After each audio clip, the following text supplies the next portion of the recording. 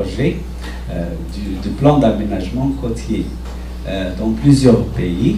Et donc, c'est un modèle où il a été intégré et les institutions et la population locale et les sociétés civiles. Je crois que ces modèles aussi, c'était plus des modèles au plan philosophique de vision, alors que c'était aussi des budgets qui sont passés et donc la philosophie n'a pas été accompagnée par les actions.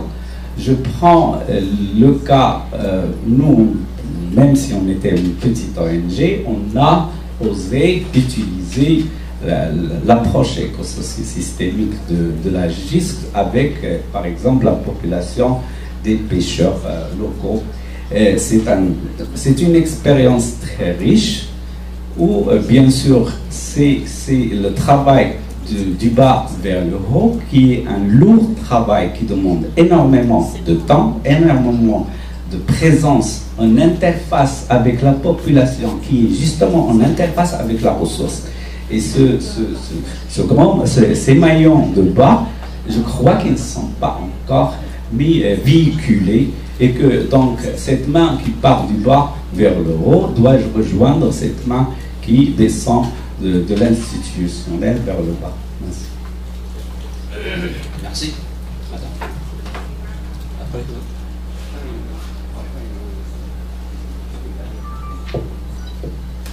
Merci pour les présentations. Je vais commencer par ce que vient de dire Mohamed, c'est que tout le projet malheureusement manque de finish. C'est-à-dire on a abordé depuis la convention, depuis la conférence de Rio, on a commencé à fond sur tous les aspects environnementaux et on a touché à tout, presque à tous les thèmes. Les parcs, la biodiversité, l'écotourisme, etc.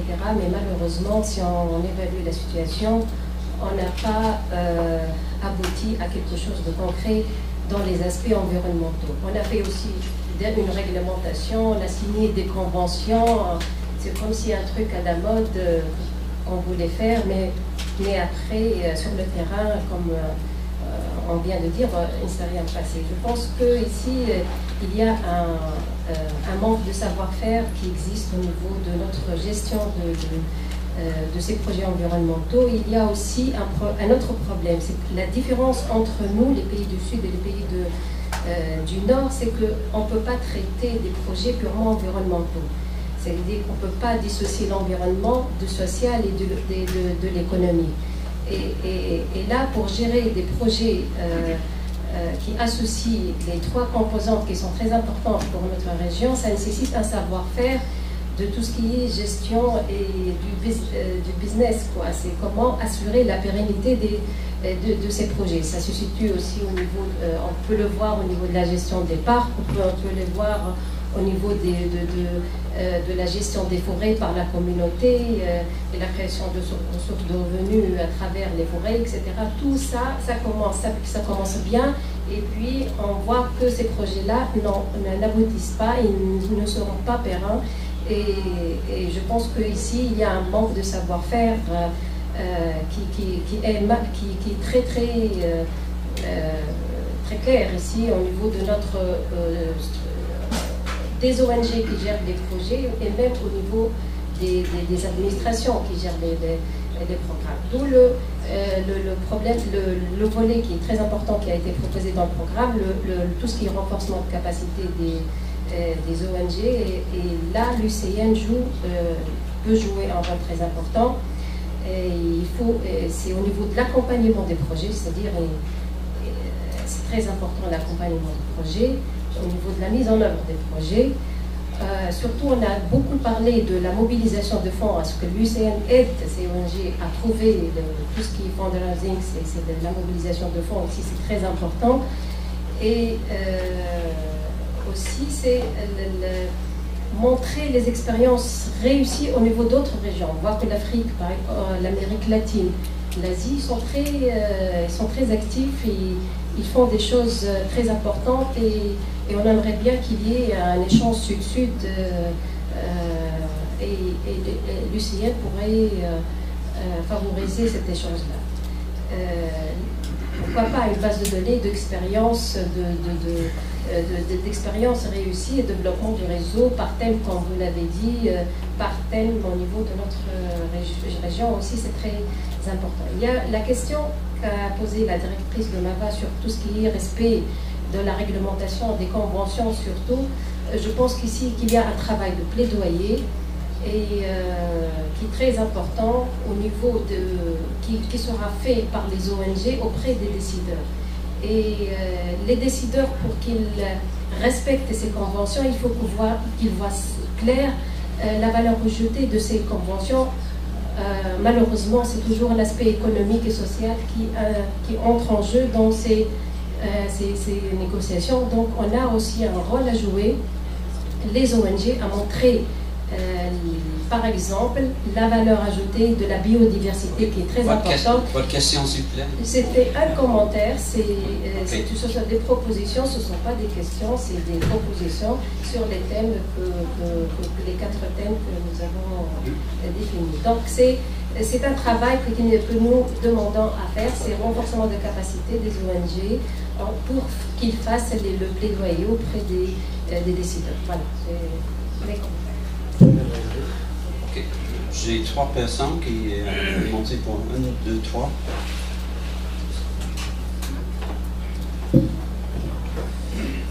Bien, je m'appelle Benes du Maroc, une ONG qui fait du lobbying. Sa spécialisation, c'est de faire du lobbying. Je voudrais que l'on puisse placer cette réflexion dans l'évolution politique de nos pays. Pour dire que pour le Maroc, les plus grands progrès sur le plan législatif, sur le plan gouvernance, etc., ont été réalisés pendant les années 2000, pendant la dernière décennie. Et ça, c'est intimement lié à la question de la démocratie. Et ça, je pense que c'est extrêmement important, parce que sans démocratie, sans liberté d'expression, on ne peut pas aller loin. Alors, cette évolution a fait que maintenant, et je pense que la situation est un petit peu la même dans plusieurs pays, le Maroc dispose de lois sur l'environnement, dispose même de l'inscription de l'environnement dans la Constitution. Il y a même une charte sur l'environnement. Malheureusement, ces lois ne sont pas appliquées sur le terrain. Le Maroc dispose d'un certain nombre d'institutions. Le Parlement, les ministères, des ONG, etc. Mais malheureusement, ces institutions ne sont pas opérationnelles. Le Maroc dispose d'un certain nombre de fonds financiers. Mais malheureusement, ces fonds ne sont pas alimentés.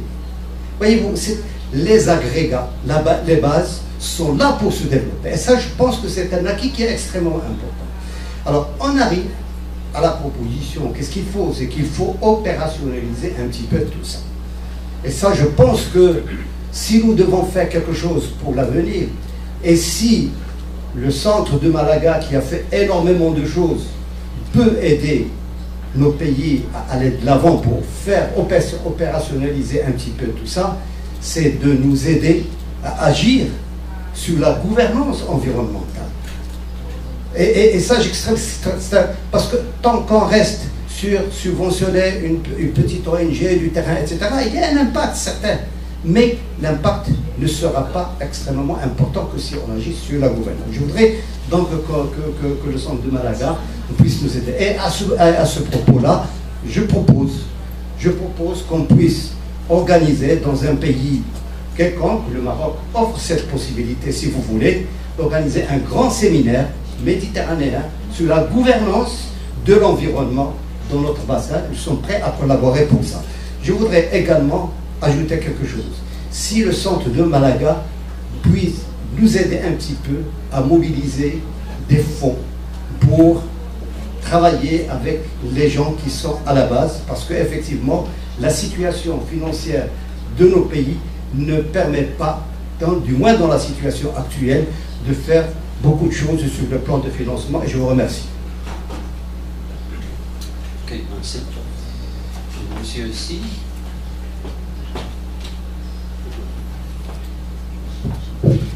Oui, Jean-Jalbert Tourduvala. Lorsqu'on parle de résilience méditerranéenne, je pense que on sait de quoi on parle. La Méditerranée est sûrement le champion du monde de la résilience. C'est la région du monde qui connaît le plus de tensions, le plus de fractures économiques, politiques, religieuses, naturelles, bien sûr, environnementales, et pourtant ça fonctionne encore. Donc c'est, je pense, porteur d'espoir. Mais on voit, on l'a dit, ça a été répété par tous les intervenants, les bouleversements institutionnels au sud, la crise économique au nord, rebattent les cartes. Comment est-ce qu'on va pouvoir prendre le bon côté de la force, hein? Les choses bougent, comment est-ce qu'on peut faire bouger les choses dans le sens positif? Linda Manson insistait sur l'opportunité majeure que c'est pour faire valoir un développement durable, des économies basées sur un développement durable. C'est vrai, on voit les modèles dominants de développement économique faillissent. Hein. On ne peut plus avoir confiance en eux, c'est le moment d'en inventer un nouveau. La question c'est, est-on aujourd'hui en position pour proposer ce nouveau modèle? On parle depuis plusieurs jours, enfin c'est le cœur de nos débats, de solutions basées sur la nature. Oui, c'est le moment de proposer, ça a du sens, mais est-on en capacité de le faire?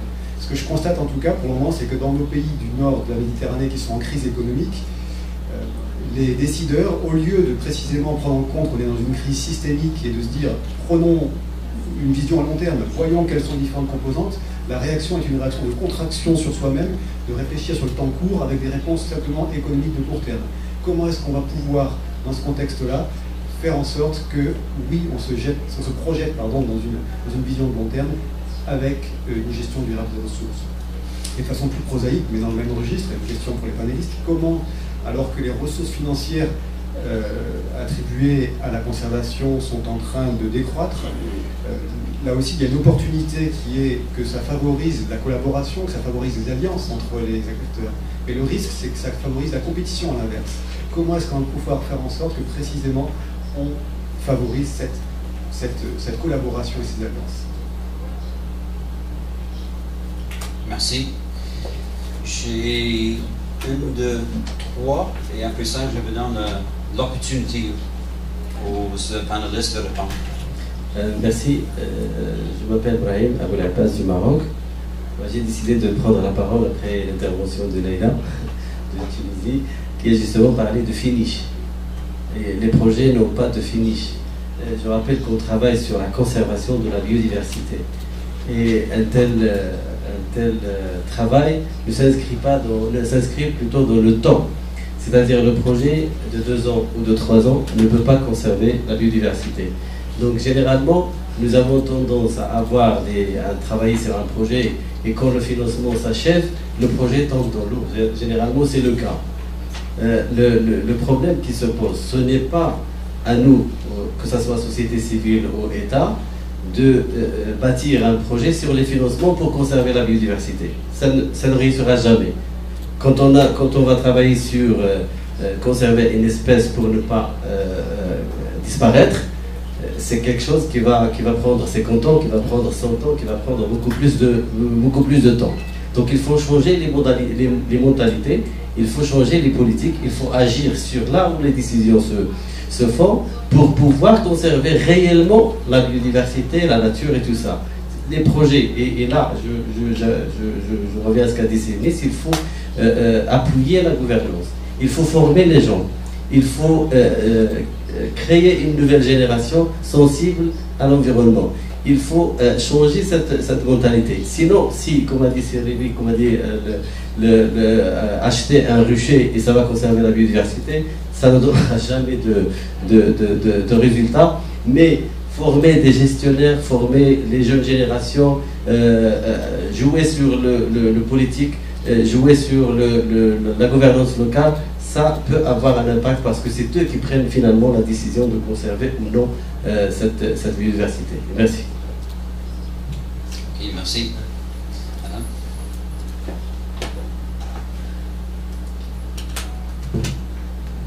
Alors, d'abord, je vous remercie de cette opportunité qui nous est donnée d'être avec vous et de partager avec vous nos précisions. Donc, je vous remercie pour la présentation globale que vous avez présentée au début avec les 3 volets que compte mettre en place l'UICN-MED. Donc, ce que je vous demanderais, ce serait bien sûr, là c'était juste une présentation générale, d'aller un peu plus loin dans les échéanciers, c'est-à-dire ce que vous comptez faire pour être plus pragmatique, c'est-à-dire la mise en place des équipes pour la liste rouge et des écosystèmes à lister en écosystème rouge. Ça demande extrêmement beaucoup de temps, et vu que de notre côté, c'est-à-dire Afrique du Nord, nous ne possédons pas beaucoup de spécialistes, donc ça va prendre peut-être un peu plus de temps pour réunir les compétences nécessaires pour suivre le sujet. Donc, mais essayez de faire de votre mieux dans ce sens-là, c'est-à-dire de mettre en place des échéanciers pour aboutir à vos espérances. Voilà, donc le mot a été lancé tout à l'heure par M. Heddel en parlant des oasis. Moi, je les considérais plutôt comme écosystèmes fragiles, au lieu d'être considérés comme listés dans la liste rouge, parce que je pense que la liste rouge, ça concerne plus les écosystèmes naturels. Mais effectivement, il faudrait rajouter quelque part dans vos préoccupations les oasis. Un autre volet, vous avez parlé aussi maintenant de l'intégration et appuyer la collaboration avec le secteur universitaire. Donc pour votre information, côté algérien, donc pour la majorité du secteur universitaire, ils sont sur une autre dimension. Donc c'est vraiment la recherche et même